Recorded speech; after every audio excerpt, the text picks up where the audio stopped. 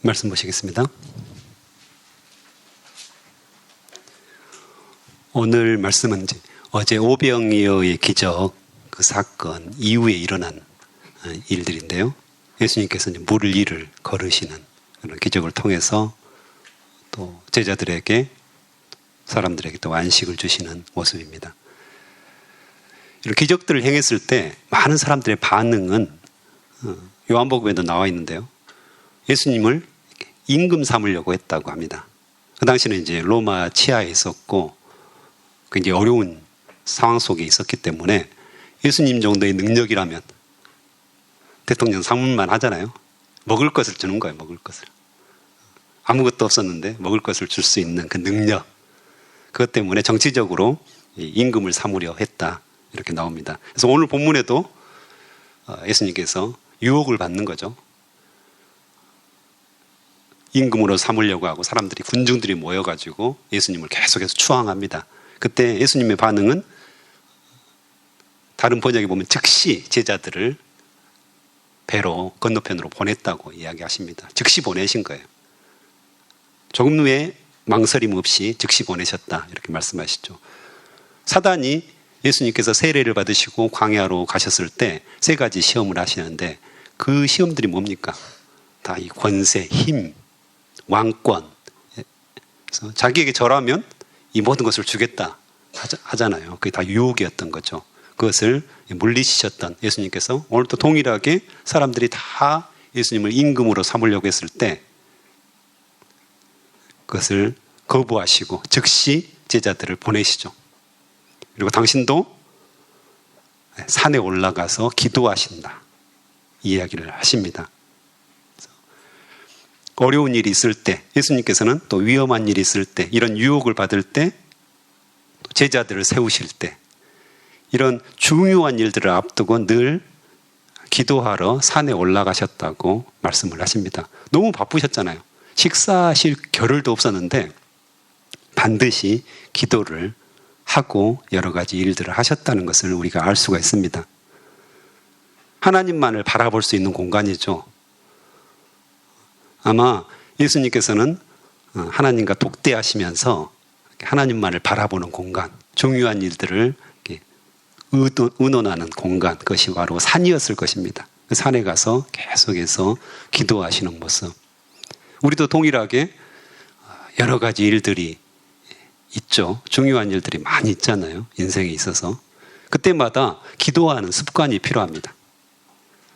내가 먼저 행동하기 전에, 내가 먼저 일을 치기 전에, 일 치고 안 되니까 너무 답답하니까 그때서 나중에 기도하는 것이 아니라 모든 일을 앞서서 하나님께 기도하고 또 일의 중간에 늘 하나님과 의논하는 그런 공간들이 필요한 거죠. 이 새벽 기도의 시간이 그런 시간이 되었으면 좋겠습니다. 앞서서 기도하고 또 일의 중간에 주님께서 주시는 지혜와 명철을 구하고 또 이 일이 끝났을 때 해결되었을 때 감사와 찬송이 터져 나오는 이게 좀 약할 때가 있죠. 하나님께서 우리에게 대부분이 아니죠. 모든 일들을 다 인도하시고 역사하시는데 나중에 다 해결되고 일이 이루어졌는데도 감사하지 않고 찬양하지 않는 우리의 모습이 있죠. 그래서 기도로 시작해서 기도로 마치는 이게 너무 중요한 일이죠. 예수님께서 그 본을 보이신 겁니다. 너무 바쁘셨는데도 불구하고 처음의 시작과 끝을 계속해서 기도의 모범을 보여주시는 거죠. 오늘 이 새벽이 그래서 중요한 거죠. 하루의 첫 시간, 또 우리 삶의 첫 행복, 이것을 기도로 시작하고 기도로 마무리할 수 있는 아름다운 시간이 될 것입니다. 그리고 이제 제자들을 떠나보낸 후에 기도하고 계셨는데 예수님께서는 홀로 무태에 계셨고 배는 여전히 호수 위에 있었다 이렇게 말씀하시는데 이때 이제 사건이 일어나죠. 48절에 보면 바람이 불어와 제자들이 노를 젓느라고 애를 쓰고 있었습니다. 특별히 이 갈릴리 호수는 지형의 특성상 강한 바람이 불어오고 마치 넓은 바다에서 이렇게 파도가 있는 것처럼 바람과 파도가 상당히 강한 지역이라고 합니다. 그래서 이 온도차라든가 깊잖아요. 갈릴리 호수가 일반 호수보다 깊이 있습니다. 위에 높은 산들이 있고요. 그래서 바람이 불면 급격하게 바람이 이렇게 소용돌이 치는 그런 현상이 일어납니다. 맥돌이 현상이라고 하는데 그 현상 때문에 호수에 웬 파도가 일지? 그렇잖아요. 호수는 잠잠해야 되잖아요. 일반적으로. 근데 이 지형의 특성상 갈릴리 호수 같은 경우는 큰 파도가 일어나고 바람이 강하게 불어가지고 이렇게 배가 흔들릴 정도로 배를 삼킬 정도의 큰 집채만한 파도들이 일어난다고 합니다. 이제 그런 상황이죠. 그래서 광풍이 일어나고 지금 큰 파도가 일어나서 배가 거의 잠길 정도로 지금 흔들리는 상황. 이 상황들 속에서 이 베테랑이었잖아요. 대부분 어부였고 그곳에서 고기를 잡았던 그 배를 계속해서 운행했던 사람들이잖아요. 그 어부들, 베테랑인 어부들이었지만 그 능력으로는 굉장히 이 어려움을 이길 수 없었다는 것을 우리가 알 수 있습니다. 애를 쓰고 있지만 밤새 애를 썼지만 지금 벗어나지 못하고 있는 상황. 이것을 볼 수가 있습니다. 그래서 애를 쓰고 지금 있는 거죠.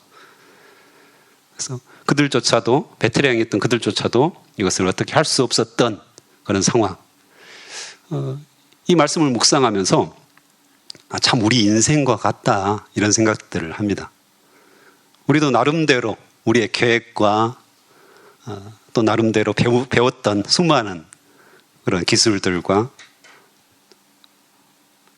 또 많은 스킬들을 가지고 우리 인생들을 이렇게 항해하고 있지만 우리 인생에 계속해서 광풍이 일어나고 미친 바람이죠. 미친 바람처럼. 그다음에 파도가 일어나고 그것을 만날 때마다 잘할 것 같은데 여전히 당황스럽고 두렵고 나는 잘할 수 있어 라고 생각하고 애를 쓰지만 여전히 내 마음대로 되지 않는 일들이 참 많다는 것을 알 수 있죠. 우리에게 닥쳐오는 한 가지 일들을 생각하면 그런 일들이 너무 많아요. 내가 어떻게 할 수가 없어요.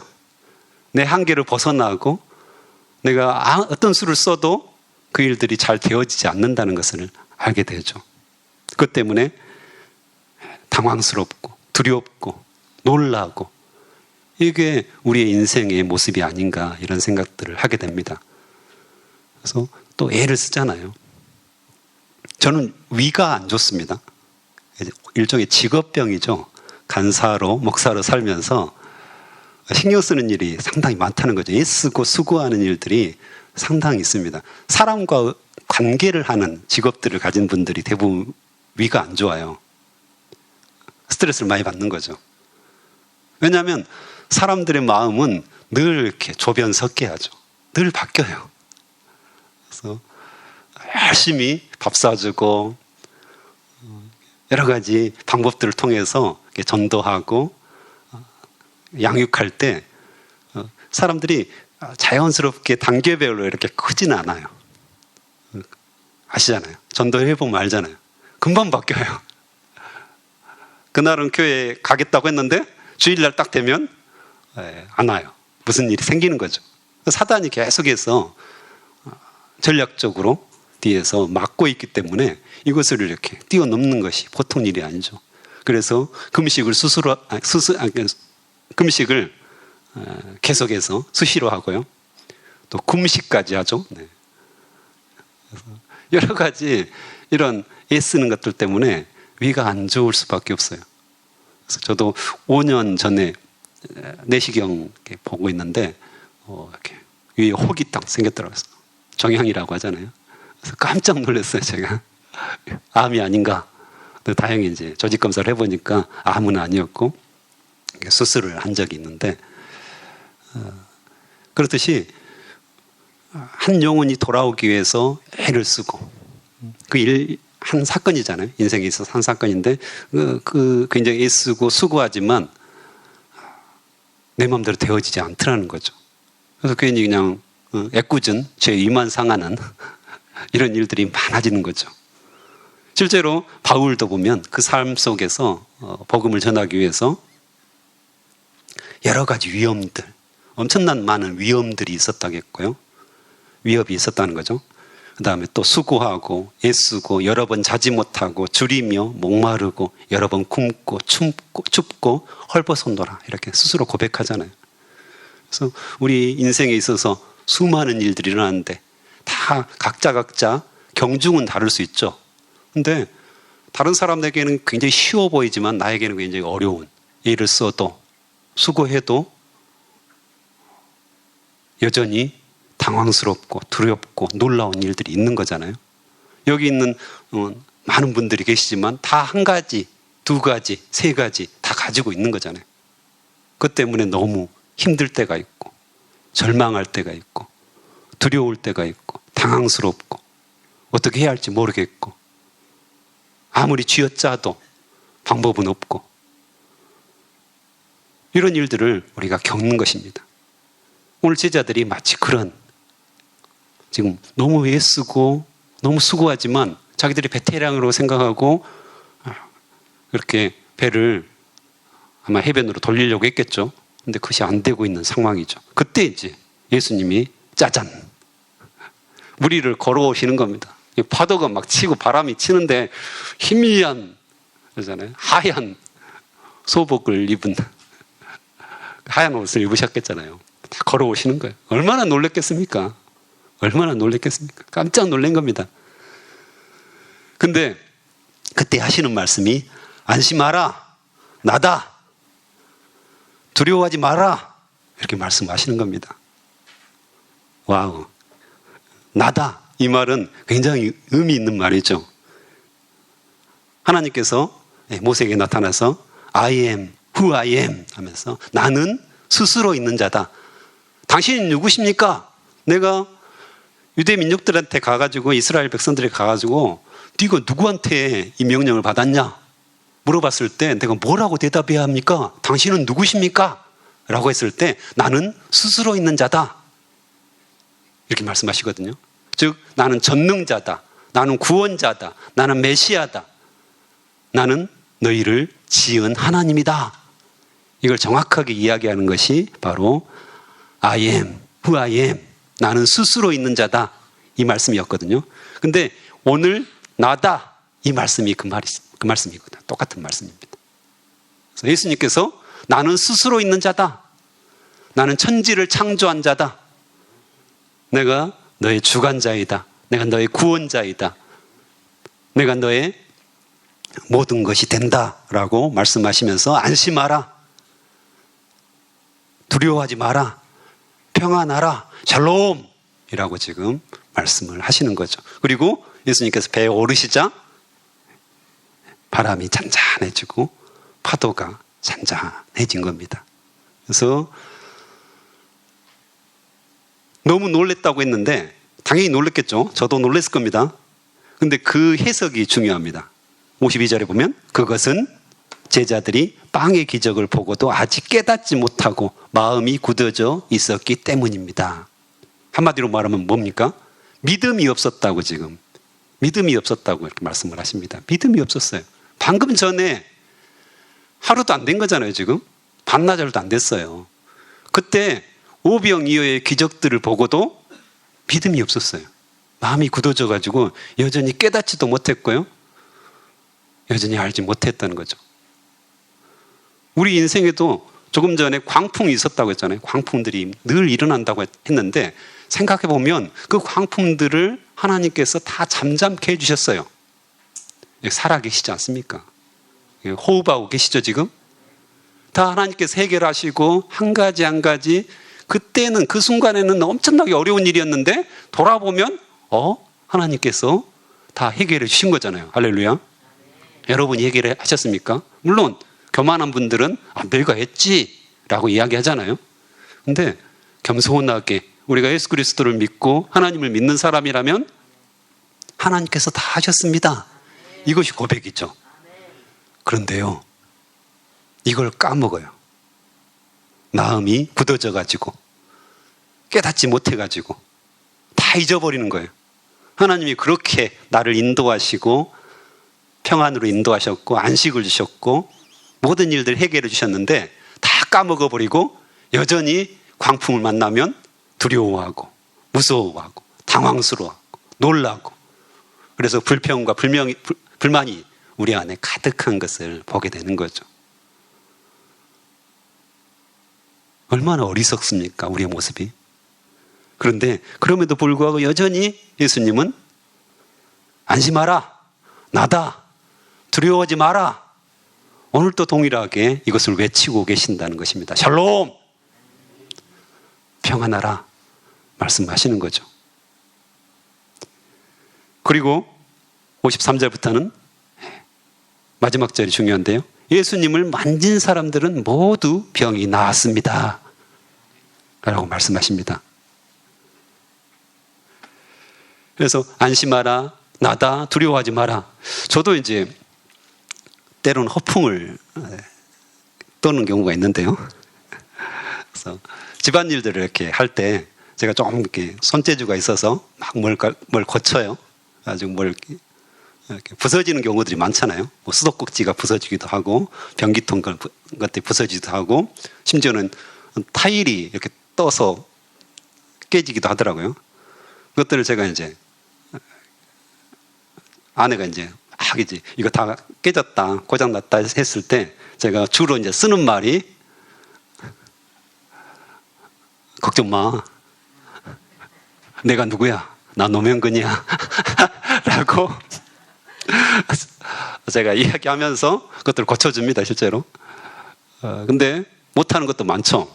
그래서 실제로 기술자를 불러야 하는 경우도 많은데, 제가 그런 허풍을 막 이렇게 아내에게 치는데 이것과는 차원이 다르죠. 이것과는 차원이 다르죠. 예수님의 안심하라, 나다, 두려워하지 마라, 이것은 남편의 허풍과는 완전히 차원이 다른, 그것을 예수님께서 어떻게 증명하시죠? 예수님을 만진 사람들마다 모든 병이 나았습니다. 마음의 병, 육체의 병, 이것들을 치료하시고 그들에게 마음의 안식을 주셨고요, 육체의 평안을 주님께서 주셨다고 말씀하십니다. 그걸 증명하시는 거잖아요. 안심하라, 나다, 두려워하지 마라, 이것이 단순히 허풍이고 거짓이 아니라는 것을 예수님께서는 바로 증명을 하십니다. 바람이 잔잔해지고 파도가 잔잔해질 뿐만 아니라 그 예수님의 옷자락, 그 옷자락이라도, 옷깃이라도 만지려고 했었던 사람들, 그래서 예수님을 만진 모든 사람들은 병이 나았던 것을 우리는 성경을 통해서 보게 됩니다. 예수님이 이런 분입니다. 그래서 우리가 충분히 우리를 의탁하고 의지할 만한 분이라는 거죠. 우리의 기도 제목을 너무 속속들이 알고 계셔요. 이 파도에 휩쓸려서, 또 바람에 휩쓸려서 그 애쓰고 있는 제자들의 모습 그대로 내버려 두지 않으시잖아요. 찾아가셔요. 찾아가시고 어려움을 너무 잘 아시기 때문에 불쌍히 여기신, 오늘 이제 본문에는 그런 말씀이 안 나와 있는데 다른 어떤 본문들을 보면 예수님이 불쌍히 여기셨다는 말을 참 많이 해요. 오병이어 기적도 불쌍히 여기셔서 그 동기 때문에 일어나거든요.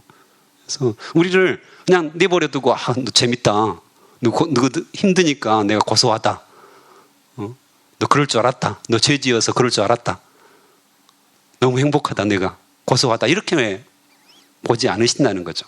늘 불쌍히 여기신다고 말씀하십니다. 긍휼히 여기신다고 말씀하시는데요, 이 불쌍히 여기신다는 말, 그게 원어로 보면 창자가 끊어질 정도로 그런 마음을 가지고 불쌍히 여기신다고 말씀하시거든요. 창자가 끊어지죠.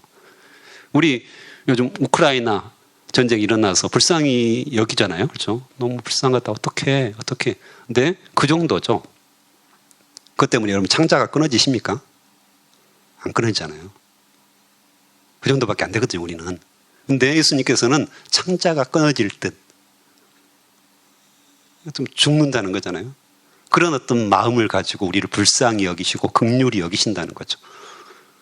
아마 이 광풍 속에서 애쓰고 있는 제자들의 모습을 보시고 예수님께서는 불쌍히 여기셨다고, 창자가 끊어질 듯한 아픔을 가지고 보신 거예요. 그래서 달려오신 겁니다.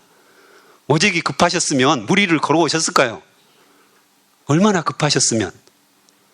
그런데요, 우리도 동일하게 그런 문제들을 겪고 계실 때 예수님께서는 우리를 외면하지 않으시고요, 눈동자처럼 보시고요, 창자가 끊어질 듯한 마음을 가지고 우리를 불쌍히 여기시고요, 지금도 행하시고 계십니다. 그 예수님이 우리에게 말씀하십니다. 안심해라. 나다. 두려워하지 마라.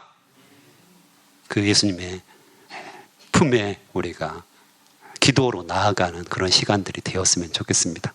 반드시 주님께서 우리에게 평안을 주시고 치유하심을 주실 줄로 확신합니다. 기도하시겠습니다.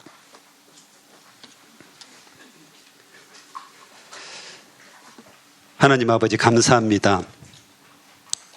주님께서 우리 제자들을 불쌍히 여기시고 그들이 광풍 가운데 애쓰며 수고하며 그 배를 해변에 데리려고 애를 쓰고 있을 때 그 모습을 아버지여 지나치지 않으시고 내니 두려워 말라, 안심하라 말씀하시고 아버지여 그 바람과 파도를 잔잔하게 하셨던, 평안을 주셨던 그 예수님이 오늘 우리에게도 동일하게 역사하신 줄 믿습니다. 우리에게 많은 문제가 있고 많은 어려움들이 있고 우리는 도저히 애쓰고 수고하지만 해결할 수 없는 문제들이 참 많은데 아버지, 그 모든 것들을 주님께서 아버지 평안을 주시고 안식을 주시고 우리의 육체와 마음의 질병들 모두 치유하신다고 약속하여 주셔서 감사합니다. 오늘 이 시간 우리가 온전한 믿음을 가지고 무릎을 꿇고 예수님을 의존하기를 간절히 소망합니다. 주님, 받아주시옵소서. 우리 한 사람 한 사람의 전부를 받아주시옵소서. 우리는 주의 것입니다. 주님께서 우리를 다스려 주시옵소서. 감사합니다. 예수님의 이름으로 기도합니다. 아멘.